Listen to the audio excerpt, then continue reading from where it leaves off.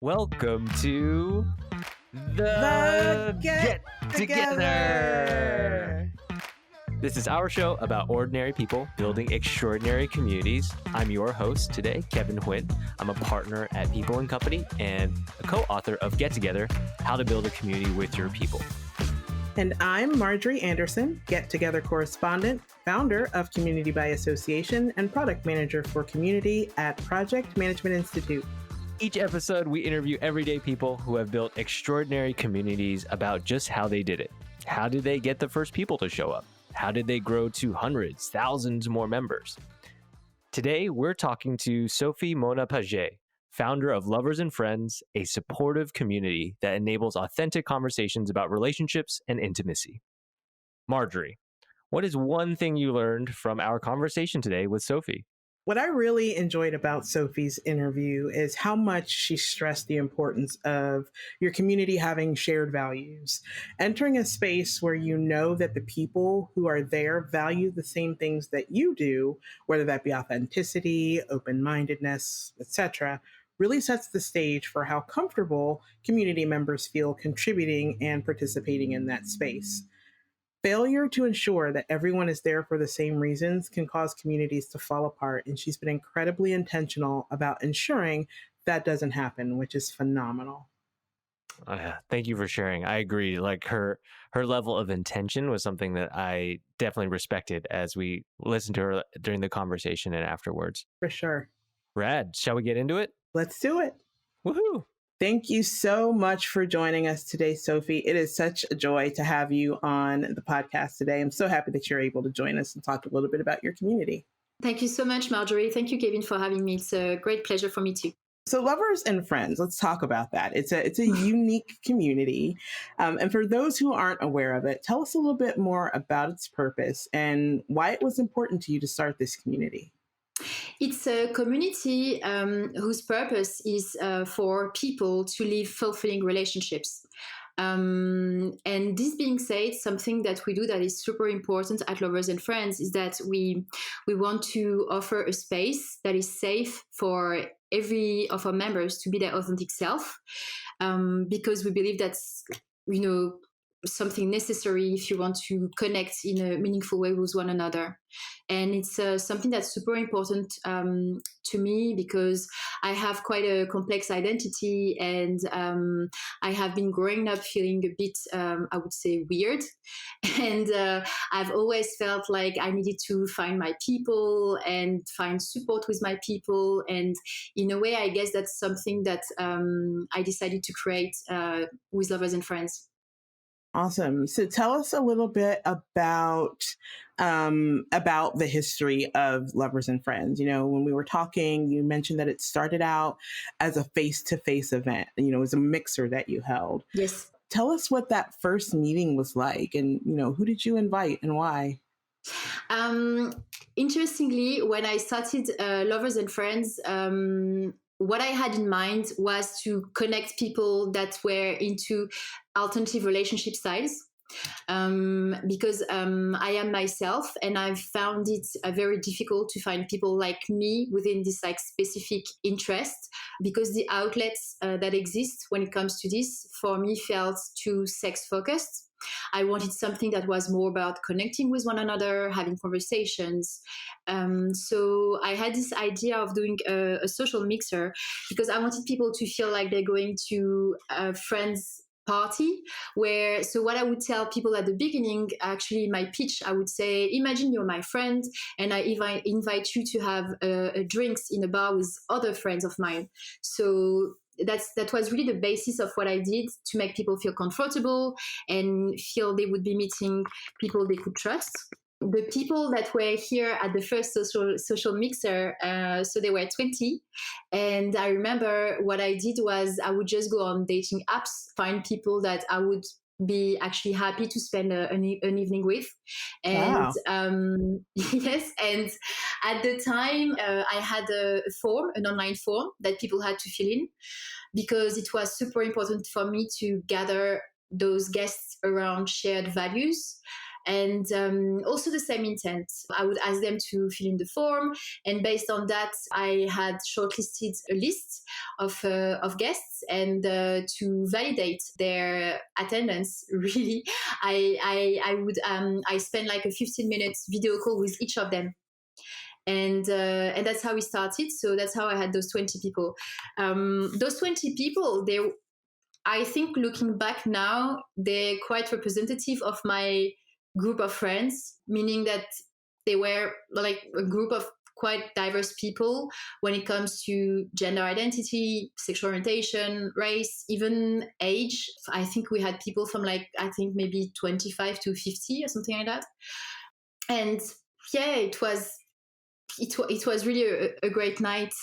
People clicked. I was a bit scared a few hours before because I worked a lot to get this list of people. And then, I don't know, the afternoon of the event, I realized that it would maybe be a challenge to get them talk to one another.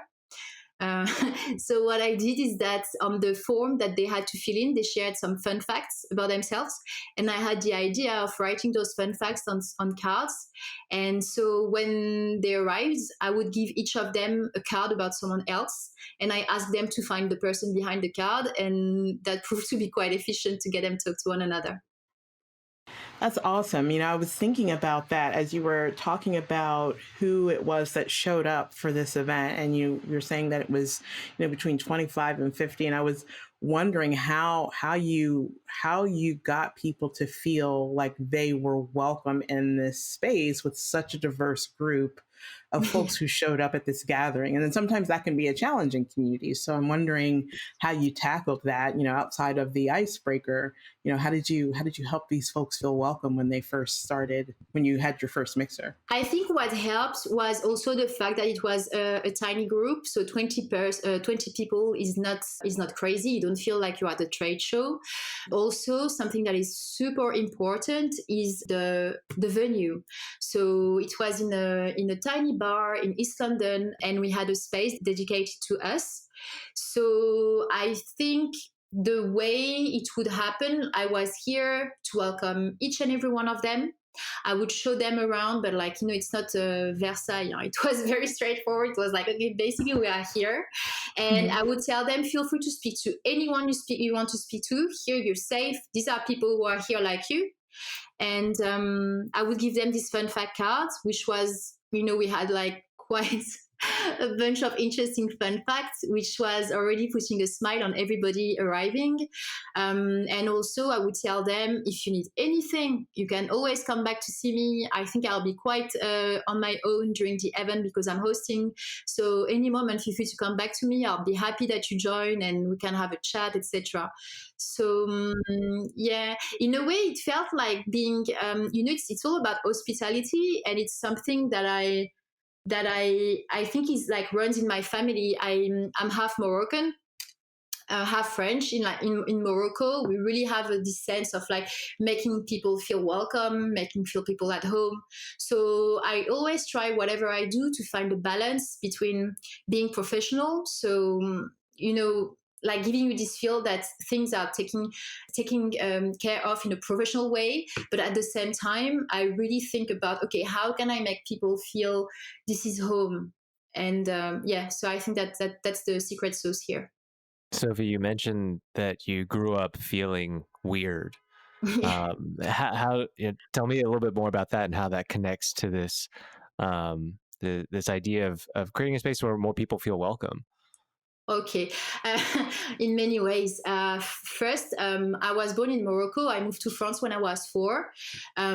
So I think that, having to leave the country where I was born, where my whole family was, because my first year I was in Morocco with my Moroccan family mostly. My dad was French, my mom is Moroccan. So I was really like in this community made of like my family, my cousins, aunties, etc., friends, My parents had a very rich social life. They would play bridge, which is a card game. They would socialize a lot. We would always have dinners at home, etc. etc., etc. And we had to move to France because of my dad's work. He was a teacher and he was given no choice but to get back to France. So he had to move on his own. And then with my mom, we could only join him like maybe a year later. So I think it had quite an impact about like, this feeling like there is something uneasy, something weird going on. And so here I was moving to France, and basically when we moved to France, it was like a total shock to me because we moved into this tiny village where we knew no one, and people would look at us like, okay, these are the Arabs. So when I was like my first days at school, I experienced racism because I was speaking Arabic and I was speaking French fluently. So I decided to stop speaking Arabic because I don't know what was going on and I felt I was threatened in a way. Also, another thing is my mom and dad, they had like a 25-year age gap. So when people would see my dad with me, they would think he was my granddad. So there were a lot of things where it was like, okay, you don't fit in here. Also like the dual heritage, Morocco, Islam, France, all these things. That was quite a lot of things. And then also, I guess, growing up, like in my family, I wouldn't say I had a happy childhood. Like I had a very strong relationship with my dad, but then my mom was having she still has like quite a lot of mental health issues, which were putting a toll on the family. And you feel when you leave those things and you watch TV and you hear people like living normal, like, into bracket lives, you feel like, okay, what's going on here is not normal. So maybe I shouldn't talk about it so much. What is going on? And then you kind of isolate yourself maybe more. So when you look at the friends I had back in like on those times, I had maybe like one friend, and I would always be friends with the weirdos basically in the class. So that was basically the thing. And I think also I kind of realized that growing up, this thing that made me feel weird, I decided to accept them as strength. And so I kept having this like feeling of being weird, but I embraced it basically. Mm-hmm.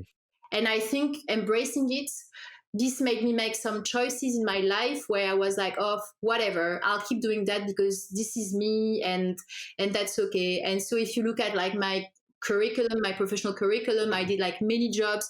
When I tell people, they're like, okay, you're crazy. But it's like, I like it now, basically.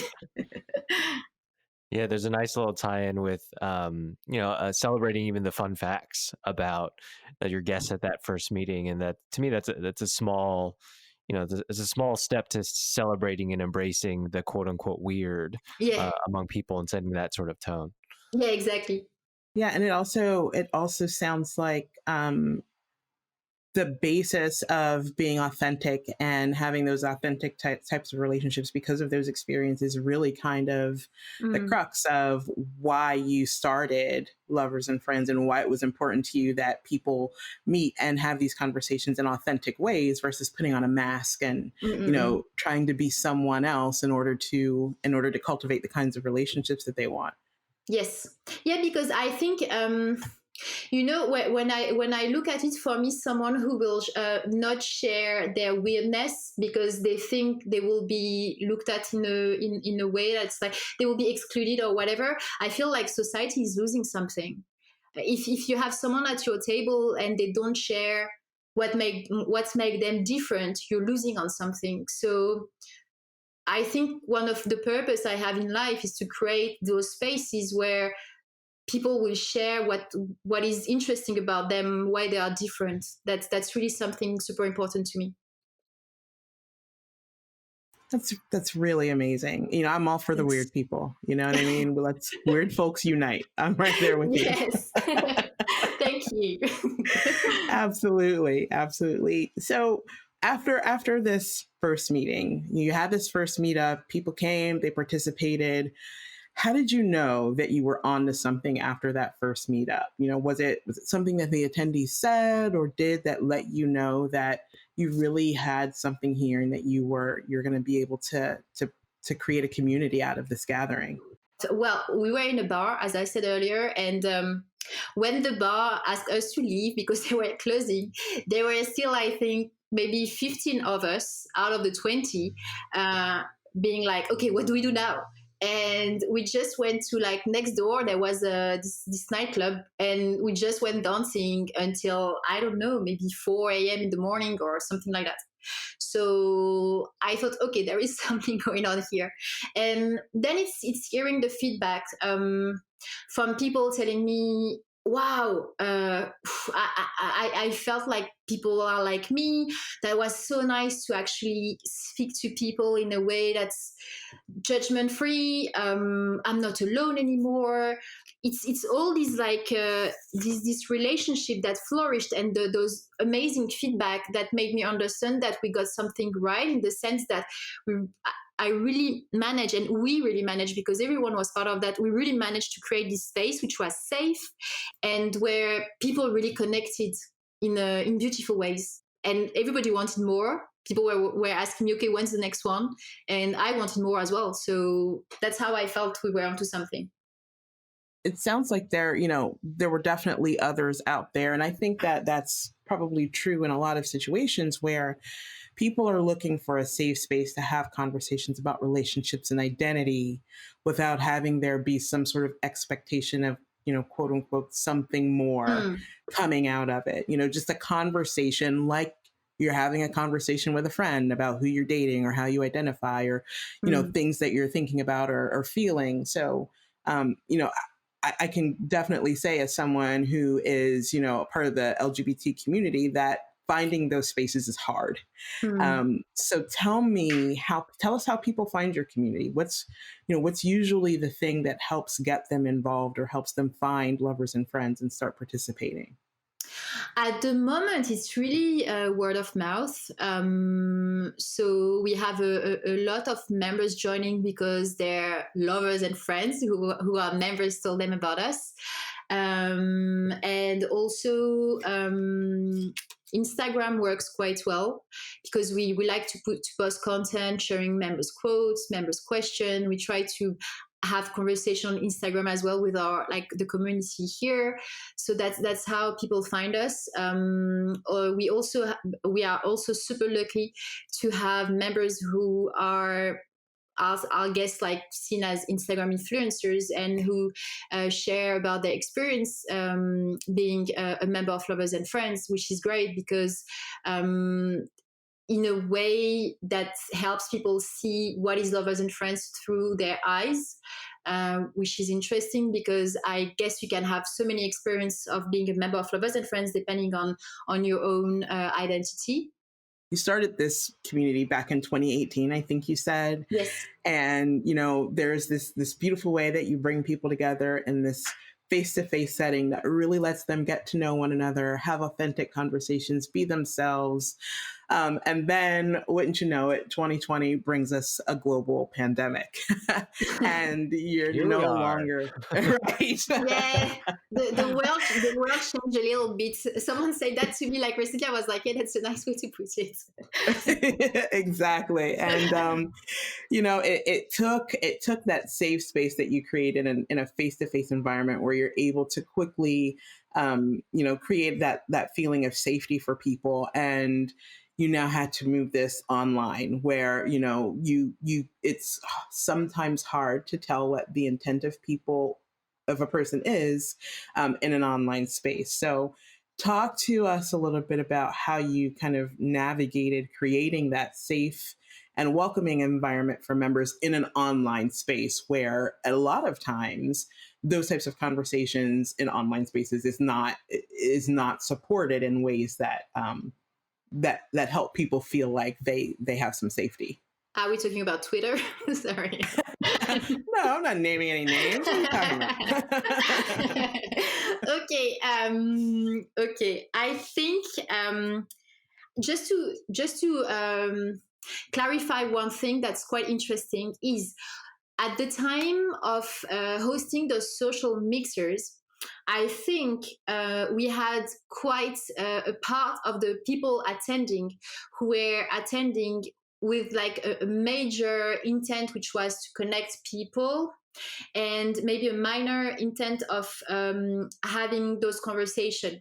And I feel what happened, and that's how we've been successful. And in a way, having to go online helped us on that. And I feel grateful for this, is that moving online, there has been a switch where now people join us because this community, this supportive community aspect is really enhanced. And in terms of how did this happen, it's quite interesting because it all happened in like a day. There's been this trigger where we had an event planned mid-March, which was like a social mixer. And at the time, I was thinking that as a community leader, I was not comfortable at all about having people join an event, like meet each other and potentially be a cluster for the virus. So I decided to cancel this event. And at the same time, we had one of our members who was locked down in Milan for like already 2 weeks. And I had conversation with him about, how difficult it was to be isolated like that. Where, it's interesting looking back now, he was basically telling me, hey, I'm your future. This is what's going to happen to you. And he also was telling me about the difficulties that he was encountering because his partner, who was in Berlin at the time, he didn't know basically how to keep things central when they would meet each other again. And that was putting a toll on their relationship. And so here I was canceling this event and thinking about him and realizing that that's where the community should step in, helping one of its member, basically. And so on that day, I suggested to him that we all jump on a Google Meet at the time to just like give him some support and see how we can help. And he agreed to the idea. So I told the people who were supposed to come to the social mixer that night that I was suggesting this instead. Everybody was super supportive, really interested to join. And that's how we had our first online event. That really gave us the direction, that was the impulse that was fundamental to what Lovers and Friends is now. And I guess after that, what we did is that we just kept listening to our members, to their needs, to what they wanted to do. We experiment based on what they wanted to do, what they were expecting from the community. And that's how we managed to keep things flourishing. And I feel actually now, looking back, that before we had a community, but that was more ephemeral. I would feel the community when we had those mixers, but then in between there wasn't really anything. Like you would have like members meeting and telling me about it, but we didn't really have like this space where you could feel that the community was here 24/7 on call to help, and which was existing. And it's like if before we had like the community was like a flower who would bloom and then fade. And like now we have like this solid bush of like flowers, solidly rooted, because the community is here. And I know that if a member needs help from the community, we have the features that they need to like say, hey, I want to talk about this, or I want to talk about that. And the community will be here, will be present to help. And that's really like the meaning of community, right? It's yes. Evergreen, and it will always, be there to assist its community members. But there was one thing that you said that I thought was really, really interesting, and I'd like you to talk a little bit more about if there's something there. But you talked about how, the community members had one focus and one primary intent for gathering when you were face to face, and that flipped to making sure that they were able to have conversations around identity and relationships and things in a safe space when you went to the online community. And when you saw that happen, or when you noticed that happened, did you happen to notice if there was any sort of dynamic change in who came to those gatherings now that they were online, and the nature of those online gatherings seemed to evolve as the community really understood what their needs were in this online space, going from that face-to-face meeting? Yes, of course. I think what happened is that when you look at the design of an online event, you always have this possibility for immediate gratification because people are here. So if you want to, I don't know, like leave the venue and go to a hotel room with someone, you have this possibility. If you want to go and party all night with someone, you have this possibility. But now that we are online, it's more something, in a way, it's something that requires more effort to develop those relationships that you will have with one another. So naturally, we had seen members leaving for those reasons, because I think they are more into, the immediate gratification of meeting someone offline, the immediate results of that. And also, I guess we had some members leaving just because they're not that comfortable with the online setup, which I totally understand. And then inversely, we had people joining, or even like people being like members being more active than they used to be, because they love this online setup where you get to talk, and everything is really like conversation focused, and we can answer questions, dig deeper, connect over the questions we have, helping each other out like that. And interestingly, I think it's still, I was thinking about this recently. I feel like it has an even better impact in a way, in terms of creating relationship. Because if you come to our events and you see someone on a regular basis and you hear them sharing their opinion on some topics, and you see how they behave to something, it's like discovering this person in this context and getting to know the person, and you build a certain intimacy part of the group then that you can take one-on-one if you want, which is super interesting. And it's a bit counterintuitive, but I feel like the outcome is beautiful. Sophie, what have you learned about, starting and facilitating conversations online? I think when we talk to other leaders who may have done a lot of kind of in-person gatherings, in-person get-togethers, and are thinking about starting an online watering hole, an online space, there's a lot of there's nerves around putting people in a space and nothing happening. Putting people in a space and hoping conversations will flourish, but crickets. What have you learned about facilitating, starting, prompting conversations with your community online? The first thing that comes to my mind is that when I was a kid, at some point, I wanted to be a TV show host. And like now I'm like, oh my God, this is so exhausting. Why? Because like sometimes like I found myself in this situation where I'm like, oh my God, it feels like I'm this TV show host I wanted to be, but why did I want it to be this? It's horrible. And also because, okay, nobody will believe that, but I'm quite a shy person. So being in this situation, the first thing is that it's super scary, because when I was hosting these offline events, I would welcome people, I would send them in the room full of strength, and I would be like, hey, I'm here, I got your back if you need me. And I would just observe the room, make sure that everything was fine. But like now coming online, here I was in this like tight view of people's faces all looking at me, and that's totally different. What I would say about that is I think it's great to encourage people to be themselves. So welcome extroverts, introverts, and like everything in between, everybody in between in the spectrum, giving like to really make people feel comfortable that it's okay not to speak. Showing off is great. If you're quite vocal, pay attention of your airtime. Why don't you invite someone to speak if you see that someone wants to speak but they're a bit hesitant? So in a way, you like empowering people to make them understand that everybody is a host in a way. Also, I would say another thing that I very regularly remind to people when we have those online conversation is awkward silences are great. We love them.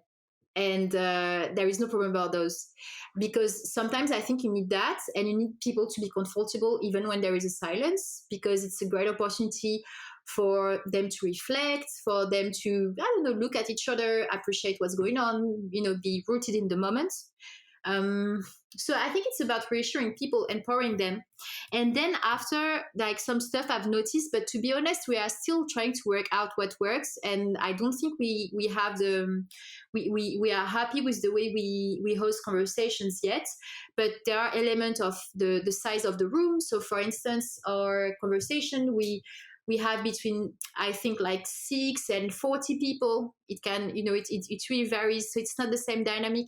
One of our members, recently suggested that we use the fishbowl technique. I don't know if you know about it, but we've implemented that. Basically, what we do is that we will tell people, okay, there is a fishbowl that's, let's say, 12 screens. If you don't want to be on the fishbowl, you just deactivate your camera and you're part of the audience. And if you want to be on the fishbowl, you activate your camera. So people that are on the fishbowl with their camera on are the people that can join the conversation and speak. And if you want to speak, you just activate your camera to join the fishbowl. And then if you want to get some rest, you just deactivate and you go back to the audience. It's a bit complicated because then you end up being in this situation where people will be like, oh, I don't see everybody, so I don't feel that safe anymore. Other people will tell you, oh, it's amazing to be here audio only because I can, just listen to the conversation. So we are still trying to find what works here. Thanks for sharing. It sounds like part of you said, everybody's a host, and part of prompting conversation online is an exercise in empowering them to be a host and perhaps bring more intention to what they do, because some of that stuff that like easily happens when we're in person, when someone can interject or someone can notice that someone else is quiet, is harder to like sense. And it sounds like you're testing different ways to better empower people to kind of speak up or not speak up when they want to, and also call out the things that may or may not happen. Yes, it sounds exactly. like an exercise in kind of almost being more explicit, because we don't get all of those nonverbal cues that we do get with in-person conversation.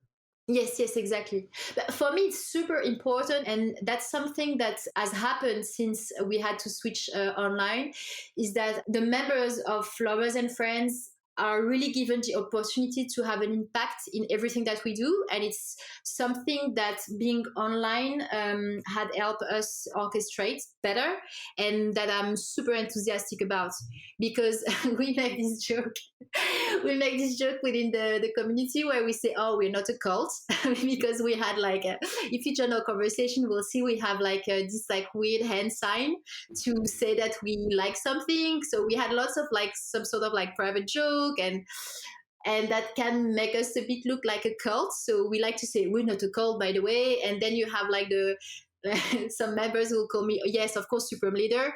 That's basically the joke side of it. But that really says that I want to, like, for me, it's something that we are building together, and that's super important. And that's why I want this community to be diverse, because I think that having a diverse community will enrich the conversation. It will enrich what we do with this community. It's like, it's really like a virtuous circle that we are trying to build. And then we really want everything that we do to be amplified by the members, and amplified within the community, but also within the whole society. That's really what we want to achieve with what we do. You mentioned when you and I were talking that you work with your members on a member playbook so that members can feel like they're making the most out of their Lovers and Friends experience. Tell us why building this resource with your community members is important to you, and how has including them in that process helped them? At the beginning, we wanted to have our community guidelines shared with everybody. But then we realized that coming up with community guidelines was actually something way more complex, because you have to think about, okay, what's your mission? What are the principles? What do you require from your members? What do they expect from being a member? Thinking about all this, we felt like it's not something that we can do on our own. We had to go through so many things together that we really wanted to understand what brought people together, rather than come up with like guidelines that would be, okay, you should do this, you shouldn't do that, and that's it. It was important for us to give the tools to our members to succeed. So that's why the way we articulated this playbook, we have the guidelines, like, well, the requirements when you are a member. We have our process when it comes to community accountability. So how do you report someone, for instance, if they act in a way that's not welcome in the community? But we also have those how-to, like, cheat sheets, where we want to give resources for members. So we're working on inclusive language, for instance. We have one on how to have fulfilling conversations, because I think what we do at Lovers and Friends is that we will curate people. So there is a form to fill in to become a member, and you can be accepted or not. But once you are accepted, once you are part of this community, we believe in you, and we also believe that no one's perfect, so it's okay to fuck up, as someone put it nicely recently in the community. And it's all about, okay, what happens next? Because everybody can fuck up, but what do you do when it happens? Do you have a growth mindset or not? And how us as a community, we are accountable to tell you that you acted in a way that was unwanted, and how us as a community, we give you the tools to actually do better and make something positive out of something negative, basically. Sophie, what does this mean to your members to be included so deeply in how the community takes shape? I mean, that's something that you don't always see. To have community members pretty much involved in every aspect and how it comes together, how it's governed, how it's moderated, those types of things. So, I mean, I can only imagine that this really helps them feel some sort of, some sense of ownership and some sense of responsibility for ensuring that this stays a safe place for people to have conversations and come together. What have they told you about how this helps them feel and what it does for them in their participation within the online community? So we try to have events where we focus on this, like, work to make the community better. So basically we have a bi-weekly workshop where we work for 90 minutes on a specific topic. So for instance, this bi-weekly workshop, the last 3 sessions, we were working on community guidelines, and it's something that is open to every member. So everybody's welcome to join. And then on a quarterly basis, we have an event, we call it our town hall, where we share everything like finances, strategy, everything. And we ask questions to the members, and we make decisions together. But about this bi-weekly workshop, for instance, the last time we had it, one of our members actually shared how they felt empowered by the work that we do together, but also like how grateful they are because they learn a lot about how to build a community, how to interact better in like society even. And this totally makes sense to me because I am so grateful to be to have created this community. I am so in love with each and every one of the members. It's like they are so talented, and I can understand that when we have conversation, everybody brings their skills. It's so enriching. It's amazing, really. How has this community helped you? Like, what does this community mean for you? I mean, we've talked a little bit about how, the community members feel about it. And, you said something that I really kind of want to double click on when you said that you were so in love with this community and the members. Tell us more about how this community and seeing these folks come together in that way. What does that mean to you? It means that I'm quite emotional, so I quite often end up being like, oh, looking at the screen of child. Like I look at the screen and I see everybody, and sometimes I just I work with my husband, Sammy. So when we produce an event, sometimes I'll be like camera off, sound off, and I let people talk. And sometimes I will look at him and be like, oh my God, this is so beautiful. I'm so grateful. This is amazing. Just like witnessing how people help each other and knowing that we make this possible. It's like the most amazing thing ever. How this has like my whole life, what I wanted to do was have a positive impact on society, and this is happening. So this is like amazing. I had those jobs where I had like good salary, but I was working for like basically like shareholders, and now like I'm working for myself and I'm actually helping people. I'm seeing the impact. creating a relationship, improving people's lives. It's just like the most amazing thing, really. And then on the personal side, also it has helped me a lot because in my relationship, this helped me be better at communicating my needs, understanding the needs of my partner and partners and friends, and also it has helped me feel stronger about my own identity and like, you know, even like in terms of like self-love and accepting who I am. When I think about me as a kid, I'm like, wow, okay, you'd be proud of that. That's cool. I feel like this is aligned with who I am, and that's great. That's awesome. Aside from an obvious global pandemic right now, what's the biggest challenge that you faced with building this community? I think the biggest challenge, it comes back to growing the right way, which for me means growing in a way that you maintain this like shared intent and diverse community.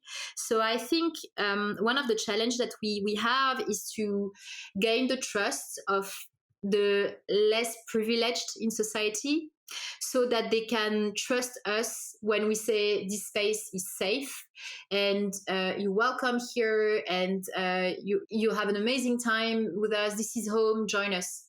I think that's one of the challenges that we have, because I feel like if you're a privileged person in society, it's easier for you to take risks. So it's easier for you to join a community like that without really knowing what happens behind the closed doors. And we have to preserve our member privacy, so we cannot share that much. So it's finding a way to still make sure that we can attract the less privileged, because for me it's so important, because they will bring us like different outlook, different experiences. They will enrich the conversation, and that's key here. So that's a challenge that I see.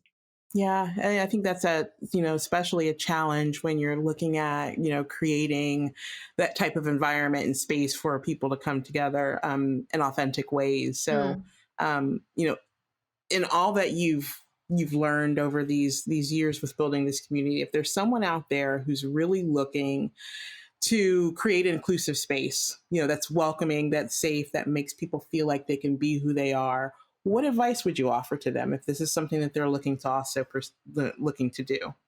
I would say first that selecting the members of this community based on their value is super important. For me, it's super important to be like aligned on these and on the intent of this community, so that there is like a common intent.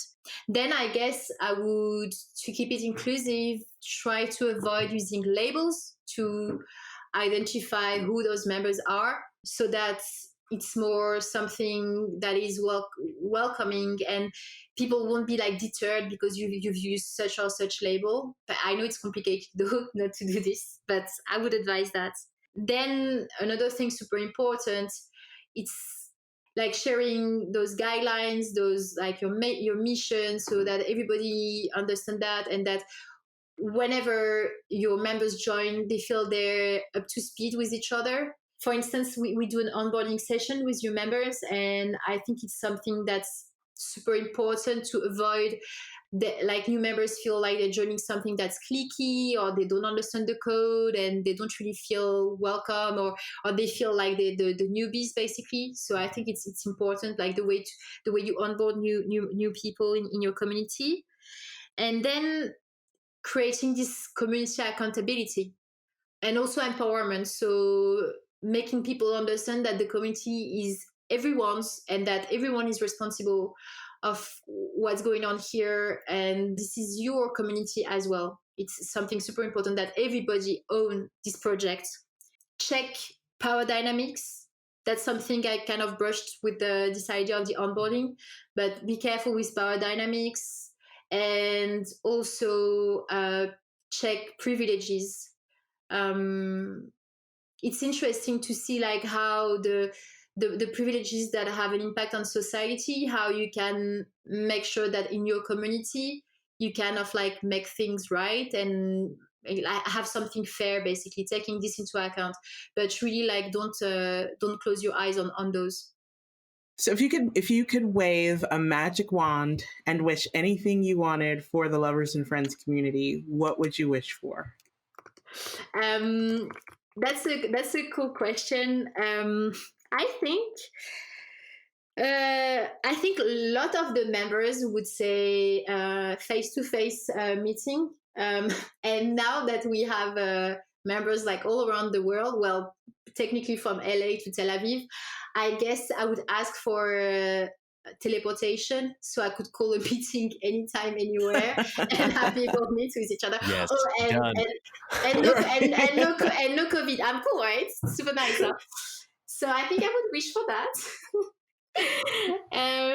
But then if I'm not granted superpowers, something more down to earth, I guess I would wish for our community to find its people wherever they are, and have as many local communities as needed, so that no one feels left alone, and they know that they can find support, and yes, be themselves, be celebrated as themselves, have fulfilling relationships. Yeah, that's the idea.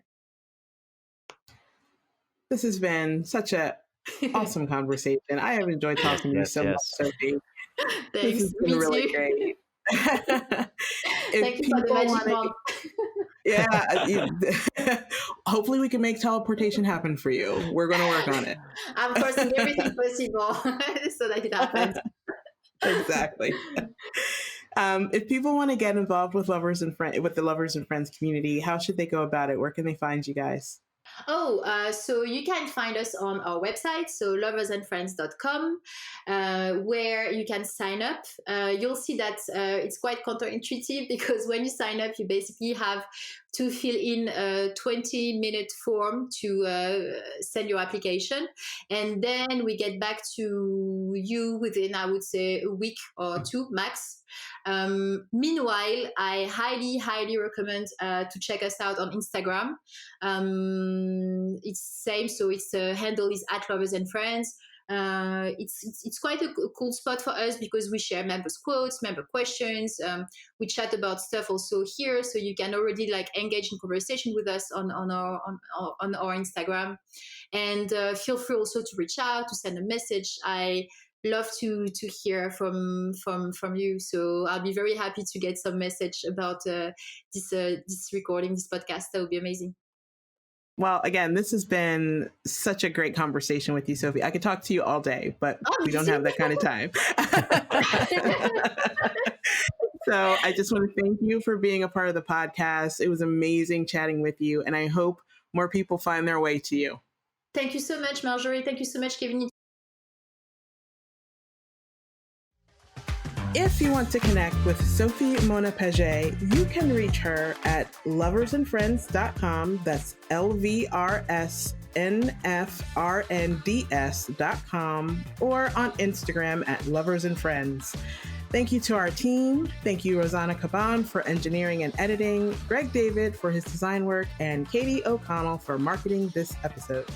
You can find out more about the work we do as People & Company, helping organizations get clearer on who their most important communities are and how to build with those people by heading to our website, peopleand.company. And also, if you want to start your own community or supercharge one you're already a part of, our handbook is here for you. You can visit gettogetherbook.com to grab a copy. It's full of stories and learnings from conversations with community leaders like this one. Finally, please consider reviewing the podcast. Hit subscribe, hit review. Those reviews, those ratings make a big difference and help more people find out about it. Cool. Thank you for hosting this convo, Marjorie. Thank you. This was fun. This was a pleasure. Thanks for having me. Bye.